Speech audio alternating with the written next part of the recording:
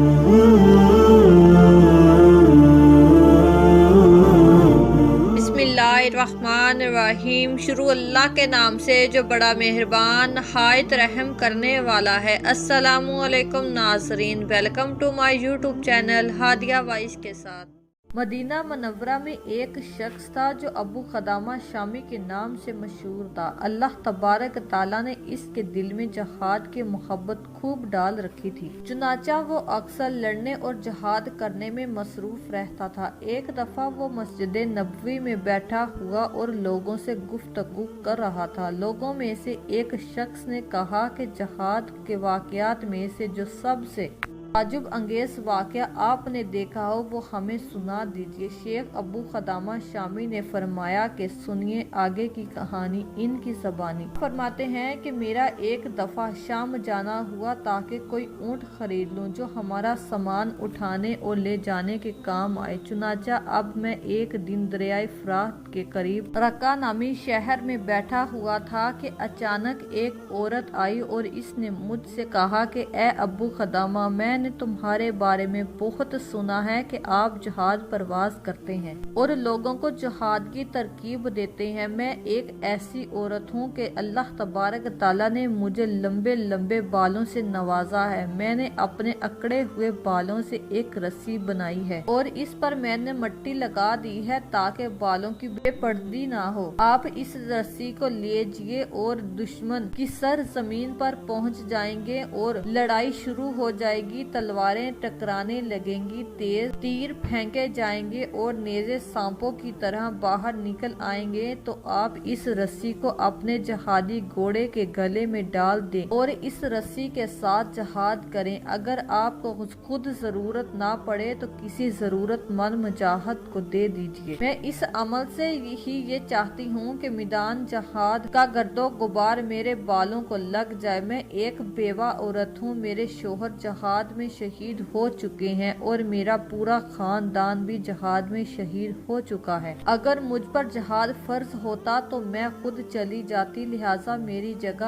आप मेरे इन बालों को जहाद में इस्तेमाल करें। फिर इस औरत ने कहा कि ए अबू क़दामा, ये बात भी सुन लो कि जब मेरा शोहर शहीद हो गया था तो इसने अपने पीछे एक खूबसूरत लड़का छोड़ दिया था। इस लड़के ने कुरान पाक हिफ्ज़ कर लिया है और जहाद की तरकीब करके घोड़े सवारी में एक खूब महारत हासिल कर ली है। नेज़ा और तीर अंदाजी में भी गजब का कमाल रखता है। वो रात भर तहज्जुद पढ़ता है और दिन भर रोजा रखता है। इस वक्त वो खूब जवान है और इसकी उम्र तकरीबन 15 साल है। आजकल वो अपनी जमीनों के काम से कहीं गया हुआ है। जब वो वापस आ जाएगा और आप यहाँ मौजूद होंगे तो मैं इस अपने जवान बेटे को अल्लाह तबारक ताला के रास्ते जहाद में अल्लाह तबारक ताला की रज़ा के लिए कुर्बानी पेश करूंगी। इस औरत ने कहा कि मैं आपको दीन इस्लाम की इज्जत अजमत का वास्ता देती हूँ कि आप मुझे इस सवाब से महरूम ना कीजिएगा। आप फरमाते हैं कि फिर मैंने उस औरत से वो बालों की बनी हुई रस्सी ली तो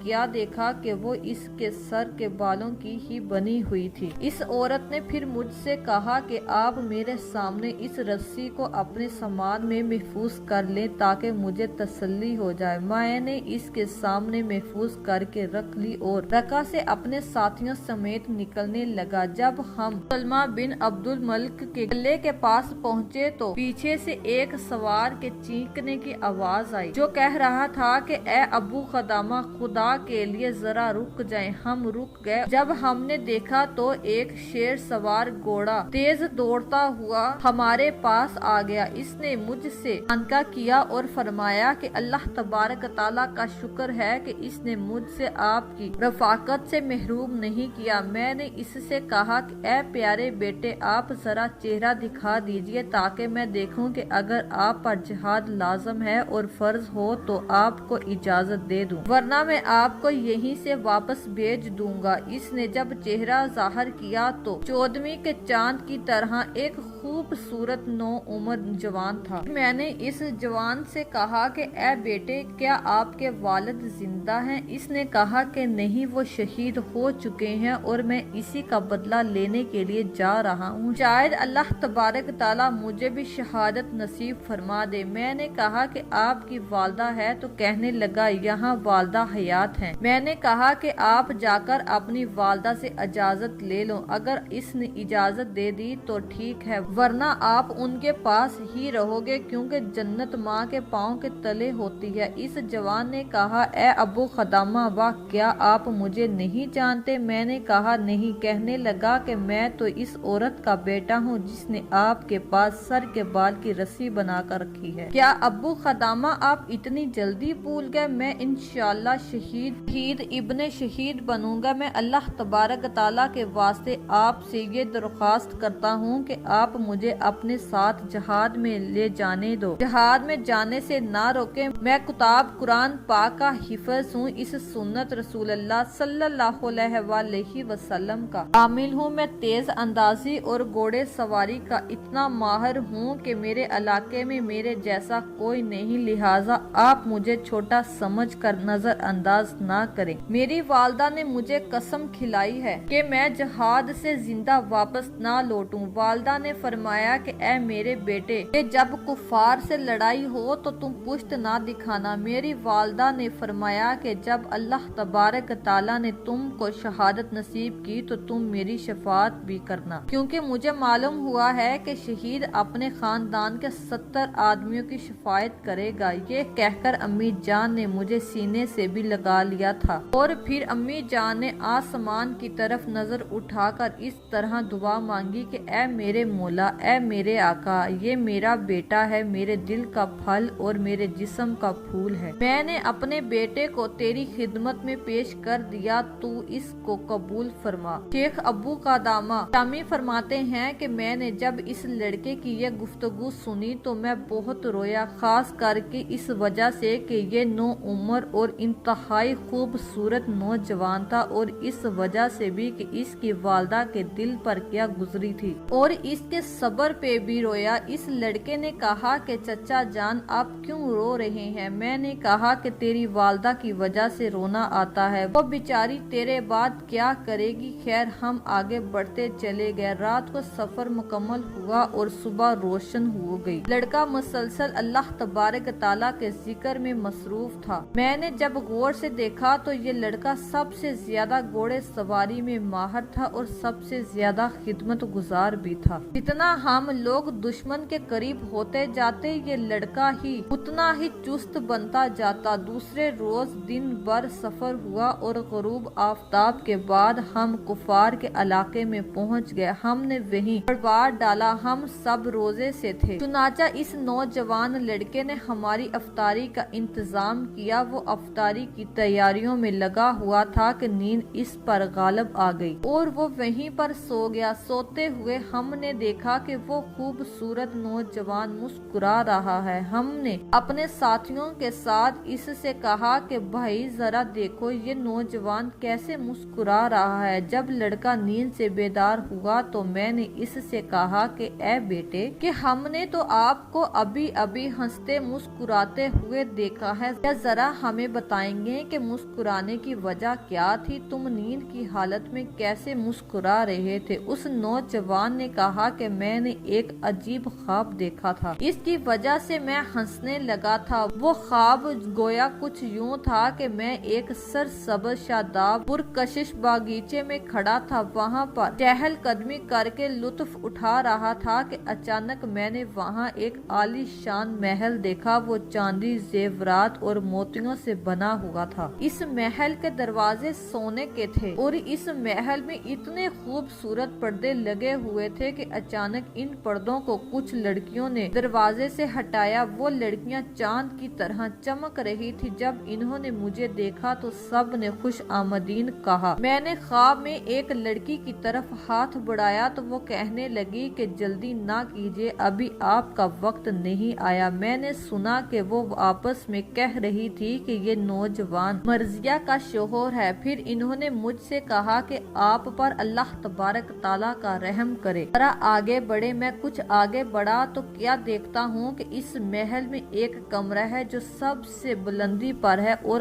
خالص سونے کا بنا ہوا ہے، جس میں ایک سبز رنگ کا پلنگ بچھا ہوا ہے۔ اس کے بائیں سفید اور چمکدار چاندی کے بنے ہوئے ہیں۔ اس سبز رنگ کے پلنگ پر ایک ایسی خوبصورت لڑکی بیٹھی ہوئی تھی۔ اس لڑکی کا چہرہ چاند ستاروں کی طرح چمک رہا تھا۔ اگر اللہ میری نگاہوں کی حفاظت نہ کرتا تو میری نگاہیں چلی جاتی اور میری عقل غائب ہو جاتی۔ پھر جب اس خوبصورت لڑکی نے مجھے دیکھا تو کہا، مرحبا مرحبا، آئیں، خوش آمدین، اے اللہ کے محبوب، آپ میرے لیے ہیں اور میں آپ کے لیے ہوں۔ میں اس کی طرف بڑھنے لگا تو وہ کہنے لگی کہ نہیں نہیں، ابھی وقت نہیں آیا، ہاں کل ظہر کے وقت کا وعدہ ہے۔ مبارک ہو۔ شیخ عبدالخدامہ فرماتے ہیں کہ میں نے اس لڑکے سے کہا کہ آپ نے کیا اچھا خواب دیکھا ہے۔ رات بھر ہم اس نوجوان کے خوبصورت خواب پر تعجب کرتے رہے۔ جب صبح ہوئی تو ہم سب گھوڑوں پر سوار ہو کر سفر کے لیے تیار ہو گئے۔ اتنے میں لشکر کفار نمودار ہوا جو چاروں طرف سے پھیل چکا تھا۔ ہم ان سے سب سے پہلے اس نوجوان نے لشکر کفار پر ایسا حملہ کیا کہ ان میں اندر تک گھستا چلا گیا۔ اس نے کفار کے سپاہیوں کا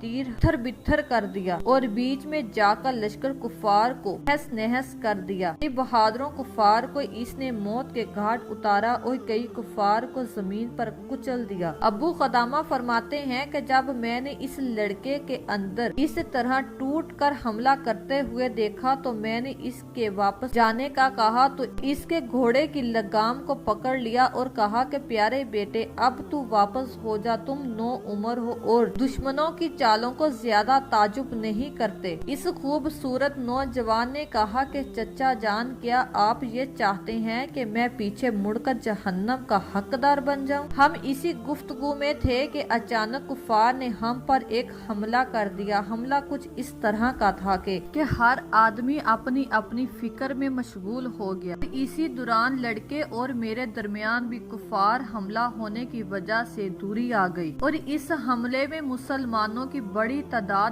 شہید ہو گئی۔ جب جنگ رک گئی نہ زخمیوں کا حساب لگایا جا سکتا تھا نہ شہید ہونے والوں کا حساب لگایا جا سکتا تھا۔ اپنے گھوڑے سمیت شہید کی لاشوں میں گھومنے لگا۔ ہر طرف لاشیں ہی لاشیں تھی اور سیلاب کی طرح خون بہہ رہا تھا۔ شہداء کے چہرے خون و غبار کی وجہ سے پہچانے نہیں جا رہے تھے۔ میں گھوم ہی رہا تھا کہ میں نے ایک زمین پر پڑا ہوا دیکھا جو گھوڑوں کے پیروں تلے روندا ہوا پڑا تھا اور اس کے چہرے اور جسم پر غبار لگا ہوا تھا اور وہ اپنی آخری سانس میں یہ کہہ رہا تھا کہ اے مسلمانوں، خدا کے لیے میرے پاس میرے چچا ابو قدامہ کو بھیج دو۔ میں نے جب اس کی آواز سنی تو اس کے قریب آ گیا تو دیکھا کہ وہ اپنے ہی خون کے حوض میں لت پت پڑا رہا تھا۔ کثرت خون اور کثرت غبار اور گھوڑوں کے کچل جانے کی وجہ سے میں اس کو نہیں پہچان سکتا تھا۔ میں نے اس سے کہا، ہاں میں ابو قدامہ ہوں۔ اس پر لڑکے نے کہا کہ چچا جان، رب کعبہ کی قسم، خواب کی تعبیر سچی نکلی۔ میں اس کے چہرے پر جھک گیا اور پیشانی پر بوسہ دیا اور اس کے چہرے سے مٹی اور خون اپنی چادر سے صاف کرنے لگا اور کہا کہ پیارے بیٹے، مجھے اپنی شفاعت میں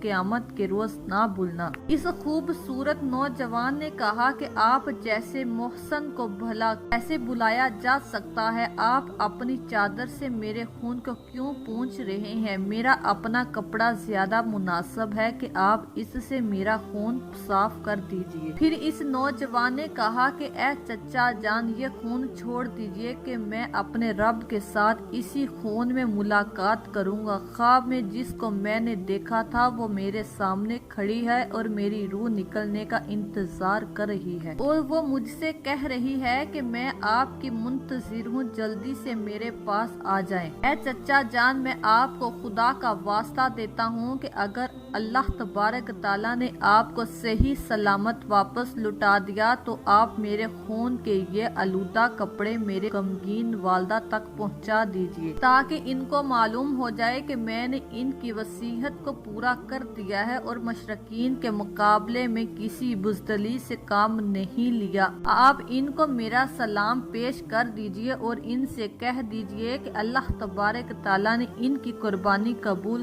कर दी है। चचा जान मेरी एक छोटी सी बहन है जिसकी उम्र 10 साल है। मैं जब भी घर से बाहर जाता हूँ तो वो मुझसे रुखसत करती है और जब भी घर आता हूँ तो वो सबसे पहले मुझसे मिलती है और सलाम करती है। इस दफा जब मैं आ रहा था तो इसने मुझे रुखसत करते हुए कहा कि भाई जान जल्दी वापस लौट आइएगा, देर ना कीजिएगा। मेरी इस बहन से जब आपकी मुलाकात हो जाए तो इससे मेरा सलाम कहिएगा और फिर इससे ये कहना कि आपका भाई जान कहता है कि खुदा हाफिज, क़यामत में मुलाकात होगी। ये कहकर इस नौजवान ने कलमा शहादत पढ़ा और जान अल्लाह तबारक ताला के हवाले कर दी। हमने इस नौजवान को इन्हीं कपड़ों में दफना दिया और वापस हो गए। अल्लाह तबारक ताला इनसे राजी हो जाए। किस्सा जब हम इस जंग से फारिग होकर वापसी का रुख किया तो मैं इस नौजवान के घर गया। देखा तो इसी नौजवान के घर इसकी खूबसूरत नन्ही मुन्नी मासूम बहन दरवाजे पर खड़ी, जो जंग से वापस लौटने वालों से पूछ रही थी कि मेरे भाई को आप लोगों ने नहीं देखा। लोग जवाब देते कि हम इसको नहीं जानते। जब मैं इस बच्ची की तरफ बढ़ा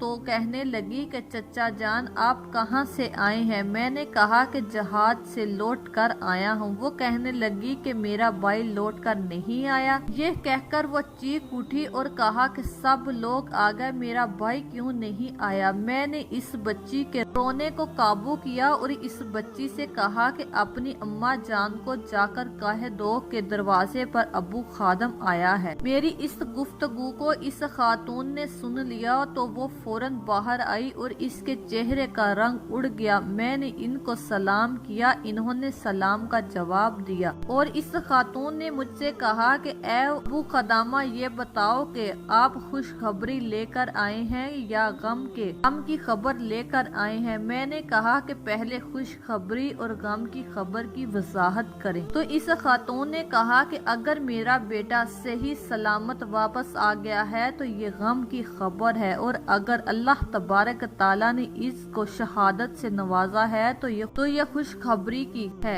मैंने इस औरत को मुबारक दी और कहा कि अल्लाह तबारक ताला ने तेरा ये हदिया और कुर्बानी को कबूल कर लिया है और तेरा बेटा शहीदों में शामिल हो गया है। कहने लगी क्या अल्लाह तबारक ताला ने इसे कबूल कर लिया। मैंने कहा हाँ कबूल कर लिया। कहने लगी शुक्र अल्हम्दुलिल्लाह, ये मेरा आखिरत का सरमाया बन गया। फिर मैंने इस नौजवान का पैगाम इसकी बहन तक पहुंचाया कि सलामत रहो बहन, खुदा हाफिज, क़यामत में मुलाकात होगी। लड़की ने जब अपने भाई का ये पैगाम सुना तो एक चीख मारी और वो बेहोश होकर गिर पड़ी। मैंने जब इसको हिलाया तो वो मर चुकी थी। मैंने लड़के के खून आलूदा कपड़े इसकी वालदा के हवाले किए और इस घर से वापस लौट आया। मुझे इस औरत के सब्र पर इतना ताजुब आज तक होता है। अल्लाह तबारक ताला हम सबको कल्बे सलीम अता फरमाए और कुरान पाक और हदीस पर चलने की तौफीक अता फरमाए।